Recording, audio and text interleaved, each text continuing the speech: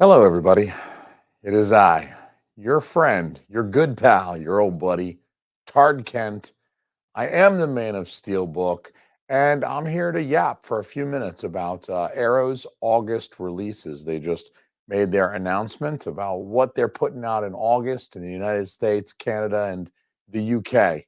And they made that announcement. I'm here to talk about it and share my opinions with really nobody gives a shit, but here I am. If my kids listened to me, I wouldn't have to record this shit and put it out on the internet for 25 of you folks. But thanks all 2 dozen of you. Now, the first pair of movies that I want to mention is kind of an interesting little release. It is The Woman, being released alongside its prior film. I hesitate to say prequel because prequel sounds like a movie that was released after the fact, but occurs before the narrative of The Woman. The Offspring is actually a film that was produced before The Woman, and The Woman is the sequel. I don't know why they're leading with the sequel, but The Woman is a 2011 film. It's directed by a guy named Lucky McKee, which really sounds like a fake name, but I hope to God that's his real name. That's like on his birth certificate. I also can't be bothered to look it up. So I'm just going to sit here and hope that Lucky is the dude's real name and that his parents fucking named him that. And I feel like such a chump for giving my children normal names. Um, this is a horror film wherein the titular woman is a feral cannibal. So that kind of sounds like fun. I like the idea that this lady is a cannibal that communicates in grunts and maybe explicit hand gestures before eating your face. This set also includes the prior film, like I said, Offspring was made in 2009. And those events, I believe, are occurring right before The Woman. So, you'd under most circumstances, you would watch Offspring first because it came out first and because the events precede the events of The Woman, and then you would watch The Woman. I don't understand why the sequel is getting top billing in this set. It seems like you'd want to start with the first one and then follow up with the second one. Including them both in the same release is good, right? It just feels like the first movie's being thrown in as bonus content, but it does have its own disc. It's on 4K as well. The Woman and Offspring both being put out on 4K discs, which is more than I can say for some of the August releases I'm about to talk about. But at the end of the day, it's 2 movies on 4K for $35. So it's really not a bad value at all when you think about it. And there are no less than 6, holy shit, commentary tracks for these 2 films combined. So that's an average of 3 commentary tracks per film. It's a really like there's a lot of bonus content on here. So if you like the movies, there's tons of commentary tracks to go through. It seems very well worth the asking price. So I mean, I like the idea of fair cannibals. If there are some titties in this one, I'm gonna pick it up. For the value alone, I might have to pick it up. So this one's only getting a 4K release, which is odd. This is not getting put out on Blu-ray. They're only releasing, unlike last month, they announced The Man from Uncle, and they're putting it out on 4K and on Blu-ray. But with this release, it sucks to be you nerds if you don't have a 4K player yet. It's about time. Okay, get with the time, nerds. Get a 4K player. Also being released in August from Arrow is a small box set, another one of 2 films called When Titans Ruled the Earth. This one is being put out on 4K and Blu-ray. It contains the recent remake of Clash of the Titans, somewhat recent, right? The most recent. Clash of the Titans came out in 2010. I'm not sure I would call that recent anymore, but it's also a reflection of how damned old I am now that, like, oh yeah, that movie just came out, right? Like, give me my mush, find my dentures. Um, where's my polydent, boy? Uh, the idea that Clash of the Titans feels like semi-recent is a little bit weird. It came out in 2010. That was almost 15 years ago, bro. So the sequel is also going to be released in this set. It's going to be a set of Clash of the Titans and Wrath of the Titans from 2010/2012. I saw Clash of the Titans myself. I saw it probably like 2011, 2012-ish. It was streaming somewhere. I found it to be okay. Like, it was all right. I did not regret the time I spent watching it on a streaming service that I was already paying a monthly price for. If I went out and bought this movie on 4K for $40, I might have regretted that. I don't remember disliking it, right? But like, I wasn't even jazzed enough about it to watch the sequel. So it might have been something about how dreary the original art is. Look at how dreary that original art is. It's kind of ugly, honestly, original art. I don't think the marketing, and I don't blame just like Warner Brothers or like this film specifically. It was something about the era in which, this movie came out. It was just things hadn't gotten bright and colorful and saturated again. So I'm actually kind of glad that these films were made when they were in that like pre-Avengers time frame. Like you think about Clash of the Titans 2010, Avengers hadn't hit yet, right? Avengers didn't hit until 2012, and then people realized, holy fuck, there's a ton of money to be made in these interconnected universes. I really appreciate that this film was made before that because it feels like there was a time in the 20 teens shortly after Wrath of the Titans came out and shortly after Avengers came out that like every movie studio decided that every film they release just had to be part of an interconnected extended universe because I really feel like they would have done that here too. Like comic books and unlike Universal monsters, I actually think that Greek mythology would make for a pretty good interconnected universe, though. So maybe it's a shame they didn't do it here because you have sort of a cast of characters that recurs in across a lot of the mythology. Zeus shows up all over the fucking place. Athena, Apollo, Mars. I mean, these motherfuckers showing up all over the place. Neptune, whatever the fuck you call them. I don't know if we're going with the Roman names or the Greek names, but this was not my area of expertise in college. So I do what I can with what I got, and it's not a lot. I smoke rocks. Anyway, it's $45 for both of these films on 4K, or 40 if you're, Luddite and you're still just doing Blu-ray. You haven't upgraded to 4K yet. Why are you watching this video? Like, why are you watching a video about physical media boutique Blu-ray releases if you're not on that 4K time, y'all? Because go get on that 4K time. It's not a terrible value proposition. I don't remember loving these. Oh, I didn't love the first one. I never saw the second one because I didn't love the first one. So, I don't know if this is going to be bad. You know what? I tell you what, if I find this one used or if they got a good sale, I'll pick it up. Otherwise, eh, you know. Now, this next one that I want to yap about is a really interesting release, I might add. The next one that I'm going to talk about, the release is called Memento Mori, the films of Jörg Buttgereit. I hope I'm saying that right. I'm going to let down my German ancestry when I butcher the pronunciation of that name. Yeah, I got 50% German and 50% Norwegian ancestry, and I've just upset the German side because I don't know how to fucking say that guy's name. This is a box set of 4 films being put out on Blu-ray, and it's a really deluxe looking set. I gotta hand it to Arrow. When they when they design a set like this, I mean, even though, as I'm going to mention in a moment, this set is really not for me, right? I don't believe that I fall into the intended audience of this set. I have to still, nonetheless, appreciate the craftsmanship that goes into this deluxe looking set. I mentioned it contains 4 films. The first film is Necromantic, which is like play on the word romantic, which is, everybody knows what that is, right? Romantic. And Necro or Necrophilia. It's a film about people banging corpses. It's exactly what it sounds like. Necromantic. That's a person who bangs dead people, which is already, I'm out. I'm sorry, the set looks deluxe as fuck, but when that fuck is happening to dead dicks, I'm out of here. I'm not sticking around for no dead people fucking shit. I have no fucking appetite or stomach for that. The second film is called The Death King. I think it's something else in German, but come on, I'm not gonna. What am I gonna? I'm gonna convert half this video into fucking German. I'm gonna start. No, I don't speak German, so it's called The Death King, where I come from in my English tongue.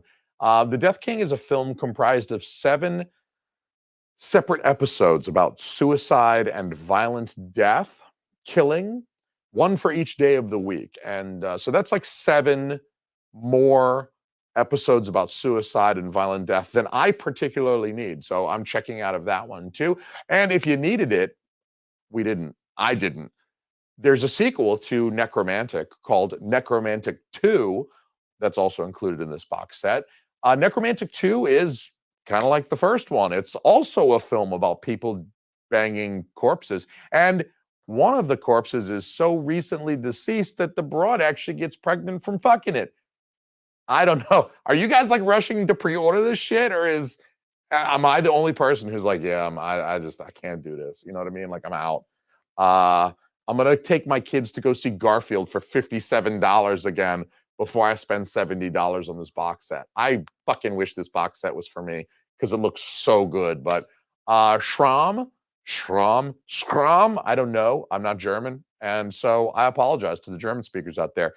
Schramm is the fourth and final movie in the box, and it is a movie about a serial killer named Lothar Schramm, which actually sounds kind of normal after the other three in the set. I mean, a movie about a serial killer actually sounds kind of mundane. Like, I've got Silence of the Lambs on Criterion Blu-ray back there. I'll watch a movie about a serial killer, okay? If he fucks the corpses afterward, I'm checking out, okay? So, as I said before, this is a deluxe box set. This box set is loaded to the brim. It is chock full of special features. There is a 100-page hardcover book. It's like an oversized thing.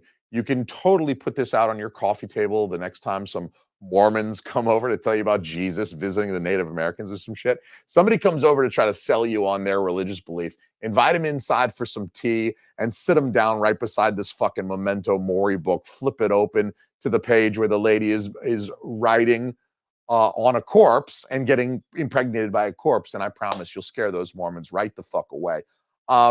There's commentary tracks featuring Buttgereit on all of the films. So the director provides a commentary for each of the films. There are documentaries, there are trailers, there's music videos directed by Buttgereit as well. There are many, many hours of supplements. So you're really getting your money's worth as long as you're into corpse fucking and necrophilia. The real problem with this set is, who the fuck wants this shit?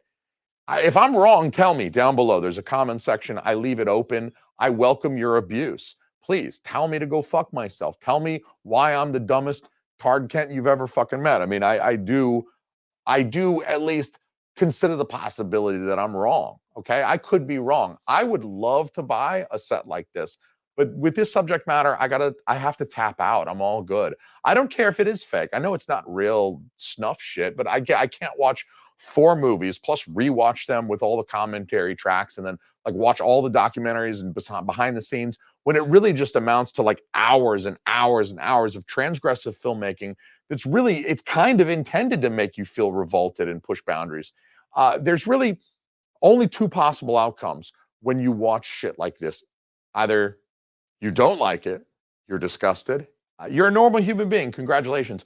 You happen to drop $75 on a box set of movies that you can't really watch now because you're normal. Or you do like it, and then what? You can't get off to normal shit anymore. You can't just make love to your wife anymore. You have to microwave a kitten in order to ejaculate or some weird shit like that. Do you really want to discover that about yourself? Do you really want to be that weird dude that has to sneak into funerals just to get off? Do you want your friends and family members to see that coffee table book on your coffee table and learn that you're a deviant fuck? Personally, I don't. I mean, I think I'd fall into the first category and that I'd have $75 of borderline unwatchable content on my shelf for friends and family to interrogate me about. But who knows? You might fall into that second category, and that's even worse. I love the idea of this set more than I believe that I could ever love the actual materials. So that's Memento Mori, everybody. Let's take a look at a couple of the UK exclusives. The UK is getting a couple of movies this month that we're not, and you might wish that we were. These are 2 films that Arrow does not have the US rights to distribute. So if you want these, you're going to have to travel personally to the UK. It's going to involve a passport and a visa. You're going to have to buy these films while you're there and then hide them down your pants, maybe even in your butt, for your return flight to the US. Or you can order them online from retailers like Orbit or Diabolic DVD and others like that. They stock UK stuff. So a big one for you Brits, The Silence of the Lambs in 4K. This is a big one. This is going to be color corrected as well. So if you're in the United States, what do we have? We have a 4K from Kino Lorber. And Apparently, that one's kind of fucked up for a few minutes. I haven't seen that one. I haven't seen the Kino Lorber. I have the Criterion Blu-ray that came out a few years earlier, and I have been satisfied with that. But I have resisted the temptation to upgrade to the 4K because I have heard that the Kino Lorber one suffers from some odd color grading for several minutes, so it's fucked up. But the Arrow version is not fucked. So thanks, Arrow. Um, if you want a 4K, if you don't have the Criterion, or if the Criterion Blu-ray isn't good enough for you, and you don't want the fucked up color grading from the Kino version that apparently they don't really see the issue and they don't want to correct, then you can easily go get the UK version. It's a all region or region free 4K. So you have to be one of the cool kids with a 4K player, but you can just get the UK version from Diabolic DVD or some other cool retailer like a cool kid, and you can just fucking watch it. When you read the booklet, you might have some weird spelled words because it's the UK, but it is what it is. You can get past an extra U in the word color. The UK is also getting Heathers on 4K. I'm a little jelly about that one. This one does kind of the Sounds of the Lambs. I'm like, whatever, it'll be fine. Heathers is a little bit like, ugh, I'm a little jelly on this one. I don't actually think there's a US release of Heathers on 4K. I actually think that we have a Blu-ray release. I think it was like a year or two ago. Fuck me, this says it was released in 2019, actually. Shit, I'm getting old. So yeah, a couple of years ago, 5 years ago. Holy fuck, that doesn't feel like 5 years ago. We got a Blu-ray Steelbook release of Heathers for its that would have been the 30th anniversary. So it was a 30th anniversary Blu-ray Steelbook, but it was not a 4K release. And I think that's the most recent slash best release we've gotten for Heathers over here. So I'm a little jealous of the UK getting a 4K version. This is also a movie that's been kind of like criminally misrepresented in its physical media releases, with a lot of marketing emphasis placed on the romance between Winona Ryder and Christian Slater's characters. But I don't actually think that that's a good representation of like the what the film's actually like, what it's actually about. I think this is likely due to the way that 80s movies are culturally perceived by us today. And I think that invariably influences the way those films are marketed in their 30th anniversary, 40th anniversary re releases. Um, so that marketing kind of steers the cultural perception a certain way. And it's kind of a vicious cycle, right? Like the marketing makes us think about the 80s in a certain way. And because we think about the 80s in a certain way, they market those movies to us in a certain way. And so it creates this vicious cycle that I think does wind up misrepresenting films like Heathers. They kind of sell this movie like it's going to be Better Off Dead, or maybe even a little bit of 16 Candles in there, but it's not. It's not very John Hughes-ish. And while it does have a little bit of the maybe like oddball kind of farcical elements of Better Off Dead, it's not nearly as sweet as Better Off Dead. It's a more cynical and kind of darker film and a little bit more fucked up than something like Better Off Dead, even if it does have the same kind of like farcical sort of off the wall kind of sensibilities a little bit. And now back to the United States for our big ones over here in the US. We're not getting Heathers. We're not getting Silence of the Lambs. They dangle them in front of us and teasing us with them. Diabolic DVD, y'all. I've ordered from them many times. They'll take good care of you. The prices are quite reasonable. Just keep that in mind.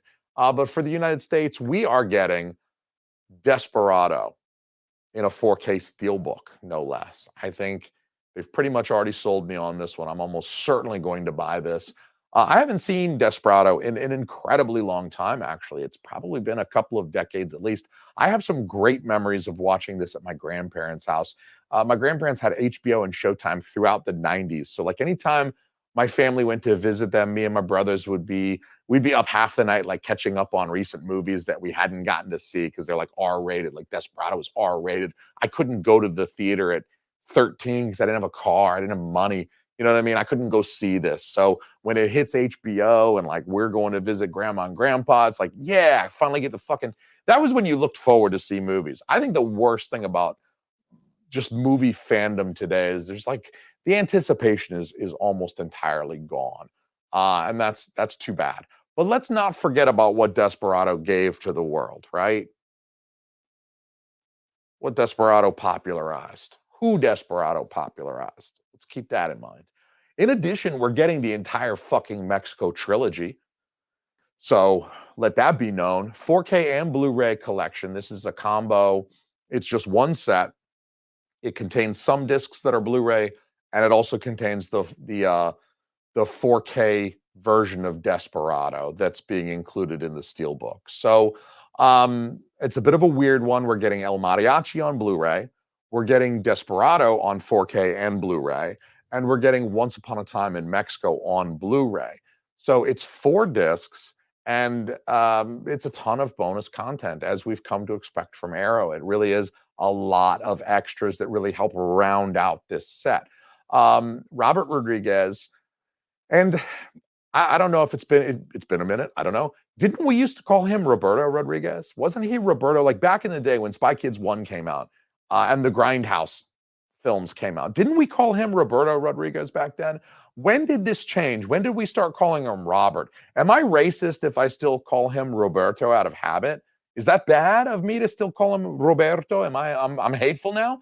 Is it racist if I roll my R's, if I'm like Roberto? I fucking learned Spanish though, so kiss my ass. Is it racist to anglicize his name and call him Robert? I kind of think it's more racist just to anglicize his name. Be like, hey, you're not Mexican anymore, buddy. You've made a few American films. You're Robert now. I don't know. I think that feels worse to me, but okay.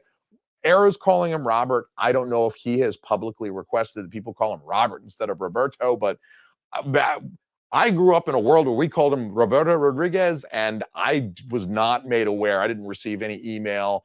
I must have unsubscribed to that fucking email list because Quentin didn't fucking email me and say, hey, buddy, he would like you to call him Robert now. Okay. Roberto is getting a little tired to him. Okay. All right. Whatever. It kind of fucked with me to see his name as Robert. I almost did it again. Oh, fuck.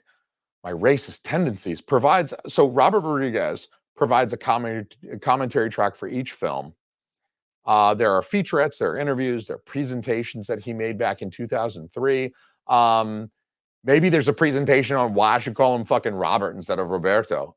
This set even includes a short that Rodriguez made in 1991 called Bedhead. If you're wondering why only Desperado appears in 4K on this set, which I was when I first saw this, I was like, well, why only Desperado? Isn't it kind of weird to have one of the 3 movies on 4K, but the other 2 not? Cynics would argue that this leaves the door open for future 4K releases of these materials. So, you know, like Arrow could always double dip in a couple of years and say, here you go, but with 4K on all of them. But there might actually be some really good and valid reasons. Like El Mariachi was shot very cheaply back in the day on 16 millimeter. Apparently, Roberto Rodriguez, who, as he was known at the time, Robert Rodriguez, he edited it daily and he didn't keep the time code. So like the dailies basically became the draft print. And apparently just, you know, the materials for El Mariachi are not up to 4K. It's just, it's not there. The substance is not there. And as for Once Upon a Time in Mexico, which was filmed much more recently, it was shot, at least in part, I'm being told, on digital video format. And that is locked at the 1080p resolution. So like 4K is theoretically not possible. In the way it is for film, film's resolution goes very, very high. Go silver nitrate, right? Don't burn down my house. But with digital video, particularly at the time that Once Upon a Time in Mexico was made, I think that digital video camera was just locked up at 1080p, and that was as far as it was going to go. You think back, there was a little period in time there in those early to mid 2000s where shooting on digital video was like the new hot thing, and there was a lot of benefit to that, but then there were some kind of maybe unintended or unknown at the time drawbacks, because circa 2005, 2006, when people were shooting in all this digital video at 1080p, they're thinking, fuck yeah, I got 1080p, bro. But they didn't know that 4K was going to come around and start kicking everyone's ass. And come 2024, we would want a 4K copy of Once Upon a Time in Mexico. So I'm not sure if that's going to be possible. We'll have to see. We'll wait and see. Not shooting on some film is some bullshit, though. I'll tell you that much. Shoot on some motherfucking film, motherfuckers. So, how much of your money are you going to give to Arrow in August? How much longer did I go over on this video? I went way too fucking long. Don't you guys wish all this stuff just went to retail like before? Like, why did all this retail have to go online? I wish I could just shoplift these movies just like the old days. Holler at me in the comments down below. Tell me to go fuck myself. I love you guys. Mwah. Peace.